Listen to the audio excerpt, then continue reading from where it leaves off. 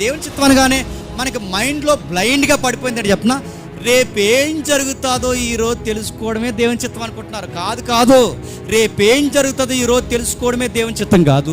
ఈరోజు దేవుని కోసం ఎలా బతకాలో నేర్చుకొని బ్రతకడమే చెప్పండి దేవుని చిత్తం. అంటే వీటన్నిటినీ నా జీవితంలో ఏదో ఒక రోజు దేవుని చిత్తం ఏంటని ఆ రోజు కనిపెట్టడం దేవుని చిత్తం కాదు.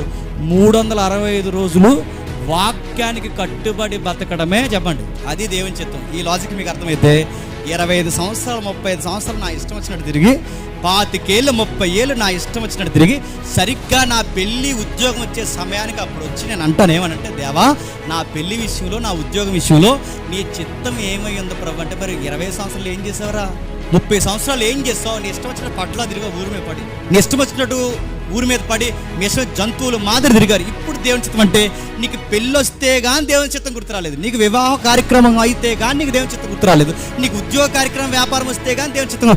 మరి ఈ 25 ఏళ్ళు దేవుని చిత్తం ఏది? ఎప్పుడు అడగాలి చెప్పిన దేవుని చిత్తం?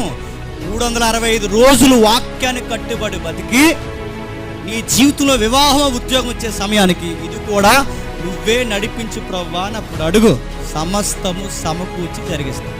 నువ్వు 364 రోజులు ఇష్టం వచ్చినట్టు తిరిగి 65వ రోజు వచ్చి దేవా నీ చిత్తం ఏంటి ప్రభు అంటే, అసలు నువ్వు ఎవడో కూడా నాది వెళ్దరా అంటాడు దేవుడు.